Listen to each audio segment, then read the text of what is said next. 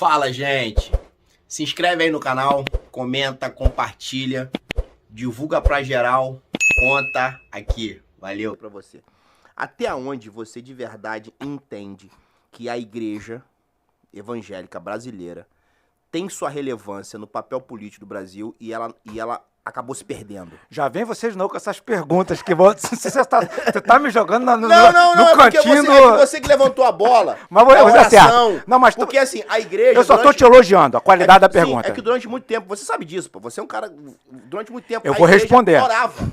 Orava, vamos orar. Orava, certo?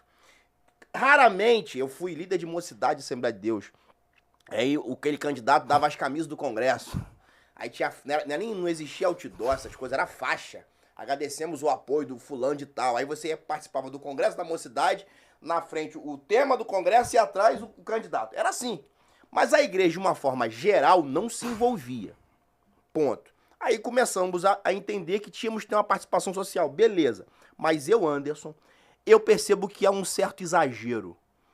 Uma certa... pior do que isso. Sim, eu tô usando aqui no... Tá usando eufemismo. Não, eu tô cheio de polêmica na internet, porque eu bati de frente sobre vários aspectos, mas eu não quero entrar nisso. Como é que você, Rubens, olha assim, a igreja não aprendeu nada, a igreja tem muito que aprender, a igreja tá no caminho certo, ou nada disso que eu falei agora?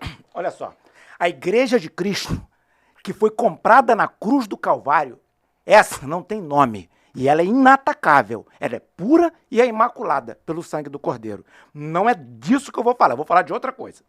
O que acontece? Quem dá voto na política são líderes. E o que ocorre é que líderes, e eu aqui falo isso com muita reverência, assim, você me perguntou, eu apenas estou respondendo uma pergunta. Líderes se acumpliciam com político da pior espécie por interesses, assim, inimagináveis, e abençoa ladrões, abençoa pessoas completamente distantes daquilo que é o evangelho.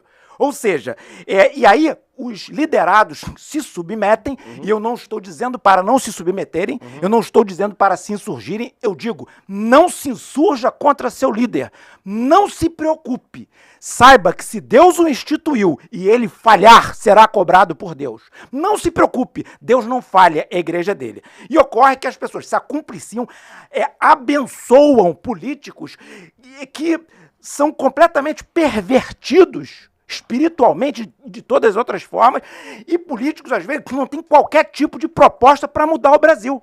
Eu vou citar um exemplo, Anderson, e falo isso, que eu falei para quem precisava ouvir, falei ao vivo na época própria, então não é nada de novo que eu vou falar aqui.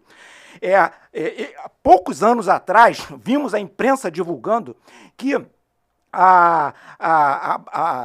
os parlamentares evangélicos, eles fizeram o seguinte, eles emparedaram o presidente, e aí o presidente, através de algumas medidas com o Congresso, às vezes o governo influenciando, deu benefícios tributários para igrejas, que na verdade disseram que é igreja, mas na verdade é para empresas de igreja. Portanto, se a tua igreja não tem empresa, a tua igreja não foi beneficiada.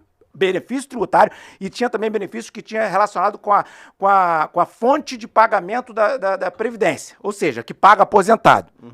E aí as igrejas tiveram benefício, empresas de igreja, tem que distinguir isso, não é igreja, empresas grupos de igreja que tem empresa misturada, eu não estou fazendo nenhum tipo de crítica, eu só estou esclarecendo. Aí o que acontece? E é bom que também quem assiste entenda isso, que existe, né? E outra tem coisa... gente que não sabe, tem gente que não sabe que a sua igreja... A instituição, né? A Guerra de Crítica, como eu falo, a sua igreja, instituição, ela de repente tem uma livraria ali, que aquela livraria é um CNPJ. Mas não é isso, mas isso é até, desculpa, isso é até compreensível. Não, tudo aqui é um exemplo simples do... Cantina, venda de livros, essas coisas, é até compreensível, levantar recurso daqui e dali. Existem igrejas que têm empresas que têm aviões, carros de luxo, e todo um aparato que não é para o uso da pregação do evangelho. Até porque se fosse para a pregação do evangelho, um Fusca e o melhor carro cumprem a mesma missão. Porque o Fusca e o carro não falam. Quem fala é a vida das pessoas e as palavras dela quando necessário. Então, o que acontece? Com relação... Aí, voltando ao que eu estava falando. Aí, nesse mesmo período em que se perdoou benefícios tributários de empresas de igreja, aprovou-se uma reforma da Previdência, no ano de 2019. E quem foram os mais prejudicados nessa reforma da Previdência? Quem foram os mais talhados? De quem se tirou mais?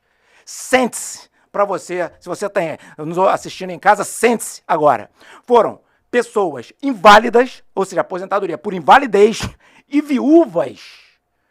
A Bíblia, de capa a capa, diz que é para proteger o órfão, a viúva, o estrangeiro, o necessitado. Na hora de cortar benefícios de aposentadoria, de pensão, cortaram da aposentadoria do inválido, daquele que não pode mais trabalhar, daquele que está ali recebendo benefício porque pagou o INSS e tem o direito, mas não tem mais como reagir, não tem nem como fazer greve, alguns não conseguem andar, estão com doenças degenerativas, estão morrendo, na verdade, aos poucos. Essas pessoas foram as mais prejudicadas, aquelas que não têm sequer condições físicas de se defender. E as viúvas?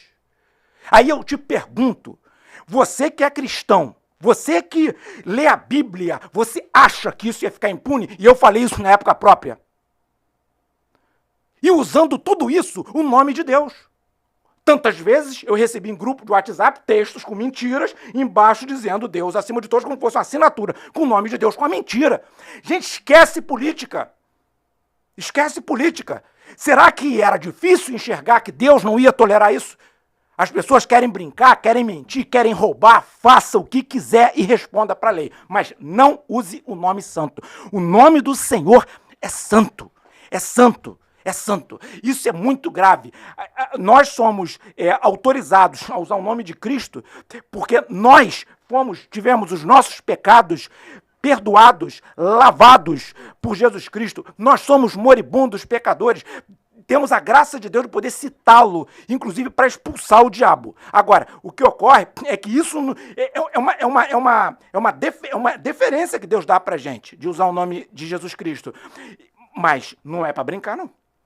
Então isso é uma coisa que as pessoas não levam em conta. Veja como é que tem conexão. Não, aí, no meio desse caldeirão diabólico, o que acontece? Sai isso que está aí. Aí a gente vê um monte de gente gritando aberrações, quando não fazem proposta alguma para mudar o Brasil, não fazem, ficam gritando. Em época de eleição, eu te pergunto, o que ganha a eleição? Se você for candidato. Eu não sou candidato, você também não é. Então vamos falar dos candidatos aqui, na boa, com todo respeito a ele. O que ganha a eleição? Você acabou de assistir mais um corte do Conta Aqui. Participe, comente, indique. A sua opinião é muito importante. Obrigado.